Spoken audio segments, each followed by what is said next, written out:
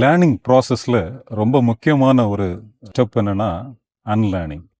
அதாவது நாம் தவறாக கற்றுக்கொண்டவைகளை திருத்துவது மிக கடினமான ஒரு காரியம்.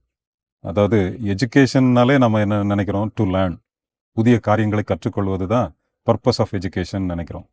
தொடர்ந்து அது அல்டிமேட் பர்பஸ் அப்படின்னா அது பர்பஸ் ஆஃப் எஜுகேஷன் என்னன்னா அன்லேர்னிங். தவறாக கற்றுக்கொண்டவைகளை நாம் சரி செய்ய வேண்டும். அது பொதுவாக சாதாரண மனிதர்களால் முடியாத ஒரு காரியம். இது ஒருவேளை உலக பிரகாரமான கல்வியில் நாம் தவறாக படித்தவற்றை சரி செய்து கொள்வது ஒருவேளை எளிதாக இருக்கும். ஆனால் திருமறையில் ரகசியங்களை, திருமறையின் கருத்துக்களை, திருமறை எழுதப்பட்ட நோக்கத்தையே நாம் தவறாக கற்று நிச்சயித்து கொண்டவற்றை மீண்டும் சரி செய்து கொள்வது என்பது சற்று கடினமான ஒரு காரியம். இந்த நாட்களிலே தீர்க்க தரிசனம், தீர்க்கதரிசிகள், வல்லமையான தீர்க்கதரிசிகள் என்று சொல்லப்படுகிறவர்கள் மனிதர்களிடத்திலே அதிக வரவேற்பை பெறுகிறார்கள். இவர்கள் அடுத்தது என்ன சொல்லுவார்கள்? அதுவும் தமிழ் கிறிஸ்தவ உலகிலே மிக பெரும் தீர்க்கதரிசிகளாக போற்றப்படுகிறவர்கள் உண்டு. அவர்கள் என்ன சொல்லுவார்கள் என்று எதிர்பார்ப்போடு தமிழகமே காத்திருப்பதும் உண்டு.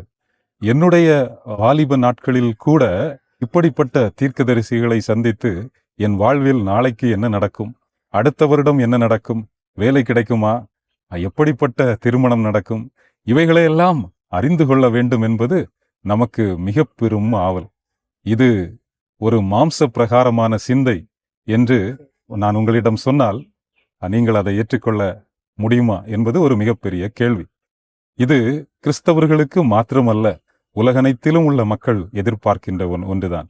எனவேதான் உலகமெங்கிலும் இந்த ஜோசியம் சொல்லுகிறவர்கள், குறி சொல்லுகிறவர்கள், நாளைக்கு என்ன நடக்கும், இந்த காரியம் கைகூடுமா, ராசி பலன்கள் சொல்லுகிறவர்கள், இவர்களுக்கு பின்னால் உலகமே சென்று கொண்டிருக்கிறது.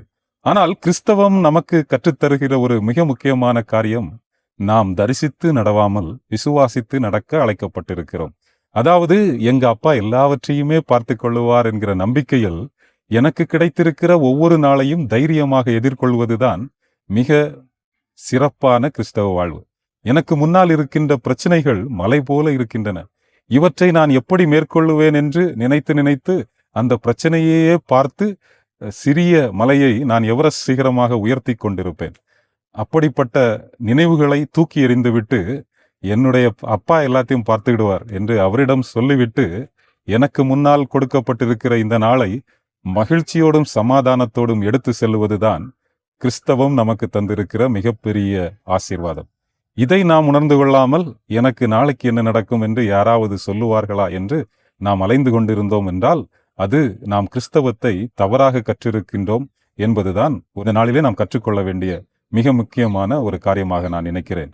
இங்கே தீர்க்க தரிசனம், தீர்க்க தரிசி இவற்றை குறித்து பைபிள் என்ன சொல்லுகிறது? தீர்க்க தரிசனம் பின்னும் அவசியமா? தீர்க்க தரிசிகள் தேவையா? தீர்க்க தரிசிகள் ஆண்டவர் பின்னும் எழுப்புவாரா? இவைகளெல்லாம் நமக்கு முன்னால் இருக்கின்ற மிகப்பெரிய கேள்வி. இந்த வருடம் வரக்கூடிய எலெக்ஷன்ல யாரு ஜெயிப்பாங்க, இல்லைனா உலகப்போர், 3ஆம் உலகப்போர் எப்பொழுது வரும், இதெல்லாம் சொல்லக்கூடிய தீர்க்கதரிசிகள் யார், உலக அளவிலே யார் சொல்றது நடக்குது, இதெல்லாம் குறித்து நாம் பொதுவாக சிந்தித்து கொண்டிருப்போம். ஆனால் பைபிளை நம்ம இந்த கேள்விகளோடு பைபிளை நாம தேடி பார்த்தோம் என்றால் பைபிள்ல விடை கண்டுபிடிக்க முடியாத அளவு மிகப்பெரிய பிரச்சனைகள் என்று இந்த உலகத்திலே எந்த ஒரு பிரச்சனையும் இல்லை. இந்த எது தீர்க்க தரிசனம், யார் தீர்க்கதரிசி, இவைகளையெல்லாம் நாம் திருமறையிலே இந்த நாளிலே திருமறையின் வசனங்களின் அடிப்படையிலே சிந்திக்க இருக்கின்றோம். மிக முக்கியமாக உங்களுக்காக நான் ஒரு வசனத்தை வாசிக்கின்றேன். வெளிப்படுத்தின விசேஷம் 19ஆம் அதிகாரம் 10ஆம் வசனம். அதிலே யோவான் அங்கே தூதனை வணங்கும்படி பாதத்தில் விழுகிறான்.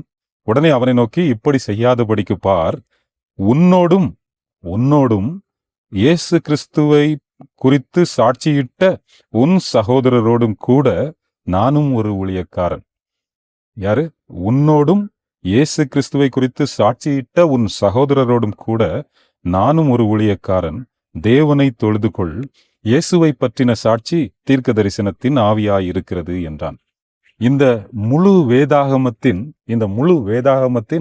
ஒரு கீயாக, இந்த வேதாகமத்தை நன்கு புரிந்து கொள்வதற்கு ஒரு சாவி கொண்டு இதை துறக்க வேண்டும் இந்த பைபிளை அப்படின்னா அதற்கு சரியான வசனம் இதுவாகத்தான் இருக்கும் என்று நான் நினைக்கிறேன். பாருங்க, முழு வேதாகமத்தின் சாவி எங்க இருக்குது? துவக்க நூலில் இல்லை, கடைசி நூலிலே இருக்கின்றது. வெளிப்படுத்தின விசேஷத்திலே கடைசி நூலிலே முழு வேதாகமத்தின் சாவி இருக்கிறது. அதைத்தான் நான் இந்த நேரத்திலே உங்களோடு வாசித்தேன். வெளிப்படுத்தின விசேஷம் 19:10 பின்பகுதி, இயேசுவை பற்றின சாட்சி தீர்க்க தரிசனத்தின் ஆவியாயிருக்கிறது. அப்படின்னா இயேசுவை குறித்த சாட்சி, அவர் எப்படிப்பட்டவர், எங்கே பிறப்பார், என்ன செய்ய போகிறார், எதற்காக மண்ணுலகத்தில் வந்தார், அவர் ஏன் மீண்டும் வரப்போகிறார், இவை அனைத்தையும் சொல்லுவதுதான் ஸ்பிரிட் ஆஃப் ப்ராஃபசி, தீர்க்க தரிசனத்தின் ஆவியாக இருக்கிறது. அப்படின்னா தீர்க்க தரிசனத்தின் மையம் இயேசு கிறிஸ்து. நான் ஏற்கனவே சில காணொளிகளிலே சொல்லி இருக்கிறேன், தீர்க்க தரிசனத்தின் நாயகர் இயேசு, தீர்க்க தரிசனத்தின் ஆவி இயேசுவை குறித்த சாட்சி. அப்படி என்றால் ஒரு தீர்க்கதரிசி தீர்க்க தரிசனம் சொல்லுகிறார் என்றால் அங்கே இயேசுவை பற்றி சொல்லப்பட வேண்டும். அதுதான் தீர்க்க தரிசனம். இந்த பைபிளின் அடிப்படையிலே இயேசுவை பற்றி சொல்லுகிறவர்கள் தான் தீர்க்கதரிசி. இது அதை விட ரொம்ப முக்கியமாய் நாம் அறிந்து கொள்ள வேண்டிய ஒரு காரியம். அப்போ தீர்க்கதரிசி என்னை குறித்து, எனக்கு கல்யாணம் நடக்குமா, வேலை கிடைக்குமா, நான் ஹெல்த்தியா இருப்பேனா, நோயை பற்றியோ இதெல்லாம் பற்றி சொல்லுகிறவர் தீர்க்கதரிசி அல்ல. திடீர்னு ஒரு மேடையில என்னுடைய பெயரை கூட்டு உன்னுடைய வேண்டுதல் கேட்கப்பட்டது, உனக்கு இதெல்லாம் நடக்குது என்று இந்த நாட்களிலே புகழ்பெற்ற தீர்க்கதரிசிகளாக தங்களை காட்டிக் கொள்ளுகிறவர்கள் தீர்க்கதரிசிகள் அல்ல. இந்த வசனத்தின் அடிப்படையிலே யார் தீர்க்கதரிசி? இயேசுவை பற்றிய சாட்சி சொல்லுகிறவர்கள். எனவேதான் இந்த தேவதூதன் யோவானை பார்த்து சொல்லுகிறார், உன்னோடும் இயேசுவை குறித்து சாட்சியிட்ட உன் சகோதரரோடும் நானும் ஒரு ஊழியக்காரன். இயேசுவை பற்றின சாட்சியே தீர்க்க தரிசனத்தின் ஆவியாய் இருக்கிறது. இயேசுவை பற்றிய சாட்சி தான் என்னது? தீர்க்க தரிசனத்தின் ஆவி. இந்த இயேசுவை பற்றி சாட்சி சொல்லுகிறவர்கள் யாரு? தீர்க்கதரிசிகள். இதை அடுத்த வெளிப்படுத்தின விசேஷம் அடுத்த அதிகாரத்துல கூட இன்னும் தெளிவாக நாம் படிக்க முடியும். வெளிப்படுத்தின விசேஷம் 22ஆம் அதிகாரம், கடைசி அதிகாரம், அதனுடைய 9வது வசனத்துல மீண்டும் அந்த தூதனை யோவான் வணங்குகிறார். வணங்க போகிறாரு. உடனே பாதத்துல விழுந்து விடுறார். உடனே அவர் சொல்றாரு, இப்படி செய்யாதபடிக்கு பார், உன்னோடும் உன் சகோதரராகிய தீர்க்கதரிசிகளோடும். ரொம்ப முக்கியம். இங்க தமிழ் டிரான்ஸ்லேஷன்ல என்ன சொல்லியிருக்குன்னா, உன்னோடும் உன் சகோதரரோடும் தீர்க்கதரிசிகளோடும். நான் அதை எப்படி வாசித்தேன்? உன்னோடும் உன் சகோதரராகிய தீர்க்கதரிசிகளோடும். அப்படின்னா ஏன் ஆங்கில வேதாகமத்துல பாத்தீங்கன்னா அந்த உன் சகோதரராகிய தீர்க்கதரிசிகளோடும் அப்படிதான் சொல்லப்பட்டிருக்கிறது. அதை நான் வாசிக்கிறேன் ஆங்கிலத்திலே. வெளிப்படுத்தின விசேஷம் 22:9, you to not do that, for I am your fellow servant and half your brethren the prophets.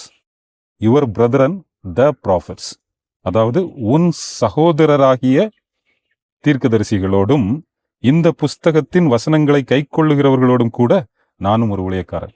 அப்படின்னா அந்த தேவதூதன் யாரோடு தன்னை சமப்படுத்துகிறான் என்றால், இயேசுவை பற்றி சொல்லுகிற சாட்சியை சொல்லுகிற தீர்க்கதரிசியாகிய உன்னோடும் இந்த தீர்க்கதரிசி வசனங்களை கேட்கிற உலகனைத்து திருச்சபையோடும் நானும் ஒரு ஊழியக்காரன். நம்ம யாரைத்தான் தொழுது கொள்ள வேண்டும்? இந்த தீர்க்க தரிசனத்தின் நாயகராம் இயேசுவையே நாம் தொழுது கொள்ள வேண்டும். அவர் ஒருவரே ஆராதனைக்கு பாத்திரர் என்று அங்கே சொல்லப்படுகின்றது. நம்ம ஏற்கனவே சிந்தித்தபடி முழு வேதாகமத்தின் சாவியாக இந்த வெளிப்படுத்தின விசேஷத்தின் கடைசி 2 அதிகாரங்களிலே நாம் வாசித்த இந்த வசனங்களை நாம் எடுத்துக்கொள்ளலாம். தொடர்ந்து இந்த வெளிப்படுத்தின விசேஷம் எப்படி நிறைவு பெறுகிறது பாருங்கள். வெளிப்படுத்தின விசேஷம் 22:18-19 ஆகிய வசனங்களிலே நான் வாசிக்கின்றேன். இந்த புஸ்தகத்தில் உள்ள தீர்க்க தரிசன வசனங்களை கேட்கிற யாவருக்கும் நான் சாட்சியாக எச்சரிக்கிறதாவது, ஒருவன் இவைகளோட எதையாகிலும் கூட்டினால் இந்த புஸ்தகத்தில் எழுதியிருக்கிற வாதைகளை தேவன் அவன் மேல் கூட்டுவார். ஒருவன் இந்த தீர்க்க தரிசன புஸ்தகத்தின் வசனங்களிலிருந்து எதையாகிலும் எடுத்து போட்டால் ஜீவ புஸ்தகத்திலிருந்தும் பரிசுத்த நகரத்திலிருந்தும் இந்த புஸ்தகத்தில் எழுதப்பட்டவைகளிலிருந்தும் அவனுடைய பங்கை தேவன் எடுத்து போடுவார். நான் வாலிப நாட்களிலே பேராய அளவிலே, கன்னியாகுமரி பேராய அளவிலே ஒரு கோர்ஸ் நடத்தினாங்க, கிறிஸ்தவ வாழ்வியல் கல்வி, கிறிஸ்டியன் மிஷன் எஜுகேஷன் என்று. அதுல நாகர்கோயிலிருந்து ஒரு நல்ல, அந்த காலங்களிலே ஒரு சிறப்பு புகழ்பெற்ற ஒரு நல்ல ஒரு பைபிள் டீச்சர், நிறைய VBS சில்ட்ரன் மினிஸ்ட்ரியிலெல்லாம் இருந்தவர், அர்னால்டு அண்ணன்னு சொல்லுவாங்க. பழைய ஆட்கள் எல்லாம் ரொம்ப கேள்விப்பட்டிருப்பாங்க. அந்த அர்னால்டு அண்ணன் சொல்லுவாரு, பைபிள், அதாவது வெளிப்படுத்தின விசேஷத்துக்கு பிறகு ஒரு தீர்க்க தரிசனம் ஒன்று என்று ஒன்றுமே கிடையாது. அதற்கு ஆதாரமாக அவர் இந்த வசனத்தை சொல்லுவார். அப்பொழுது எனக்கு அதை கேட்பதற்கு ஆச்சரியமாக இருக்கும். ஏனென்றால் நான் ஏற்கனவே சொல்லியிருந்தேனே, அந்த நாட்களிலே என்னுடைய உள்ளமும் தீர்க்கதரிசிகளை தேடிக்கொண்டிருந்தது. சோகால்டு குறி சொல்லுகிறவர்களை தேடிக்கொண்டிருந்தது. ஆனால் இந்த வசனத்தின் அடிப்படையிலே நாம் திருமறையில் சிந்திக்கும் போது, ஏற்கனவே நாம் சிந்தித்த எம்மாவூர் தீர்க்கதரிசிகளோடு இயேசு தன்னை பகிர்ந்து கொண்ட அந்த காரியங்களையும் நினைவு கூறும்போது, நாம் நிச்சயமாக இந்த தீர்க்க தரிசன வசனங்கள், அதாவது இயேசுவை குறித்த சாட்சி தீர்க்க தரிசனத்தின் ஆவியாக இருக்கிறது. அப்படின்னா தீர்க்க தரிசனம்னா அதுல மையம் யாராக இருக்க வேண்டும்? இயேசுவை பற்றி சொல்வதாக இருக்க வேண்டும். என்னை குறித்தோ அழிந்து போகின்ற இந்த உலகத்தை குறித்தோ சொல்லுவது அல்ல தீர்க்க தரிசனம். இந்த உலகத்தின் இரட்சகராகிய இயேசுவை பற்றி சொல்லுவதே தீர்க்க தரிசனம். அது ரொம்ப முக்கியம். இயேசுவை பற்றி சொல்லுவதுதான் தீர்க்க தரிசனத்தின் ஆவி. இயேசுவை பற்றி சொல்லுகிறவர்கள் தான் தீர்க்கதரிசிகள். எனவே இங்கிருந்து நம்ம ஒன்றையும் சேர்க்க வேண்டாம், இதனுடன் இங்கிருந்து எதையும் எடுத்து வெளியே போட வேண்டாம் என்றும் நமக்கு எச்சரிப்பு தரப்பட்டிருக்கிறது. தொடர்ந்து நாம் ஏற்கனவே சிந்தித்த லூக்கா 24ஆம் அதிகாரத்திலே எம்மாவூருக்கு சென்ற சீசர்களிடத்திலே இயேசு பகிர்ந்து கொண்ட அந்த காரியத்தையும் மீண்டும் ஒருமுறை உங்களுக்கு நான் ஞாபகப்படுத்த விரும்புகிறேன். எப்படி பைபிள் முழுவதும் சொல்லப்பட்டிருக்கிற வசனங்கள் எல்லாம் இயேசுவை குறித்த தீர்க்க தரிசனம் தான் அதிலே மையமாக இருக்கிறது என்பதை நாம் கற்றுக்கொள்வதற்கு இயேசுவே ஏற்கனவே சொல்லி இருக்கிறார். அதைத்தான் நாம் ஏற்கனவே சிந்தித்தோம். ஆனாலும் மீண்டும் ஒரு முறை உங்களுக்கு இந்த வசனத்தை மாத்திரம் ஞாபகப்படுத்த விரும்புகிறேன். லூக்கா 24:27 மோசே முதலிய சகல தீர்க்கதரிசிகளும் எழுதின வேத வாக்கியங்களை எல்லாவற்றிலும் தம்மை குறித்து சொல்லியவைகளை அவர்களுக்கு விவரித்து காண்பித்தார். மோசே முதலிய சகல தீர்க்கதரிசிகளும் எழுதின வேத வாக்கியங்கள் எல்லாவற்றிலும் தம்மை குறித்து சொல்லியவைகளை அவர்களுக்கு விவரித்து காண்பித்தார். அப்போ மோசே முதலிய சகல தீர்க்க தரிசன புஸ்தகங்களிலும் யாரை குறித்து தான் சொல்லி இருக்கிறது? இயேசு கிறிஸ்துவை தான் சொல்லி இருக்கிறது என்று இயேசு தம்மை குறித்து எம்மாவூருக்கு சென்ற சீசர்களுக்கு வெளிப்படுத்தி காட்டியிருக்கிறார். எனவே இந்த தீர்க்க தரிசனம் என்றால் அது இயேசுவை பற்றிய சாட்சி என்பது நம்ம இந்த நாளிலே கற்றிருக்கிறோம்.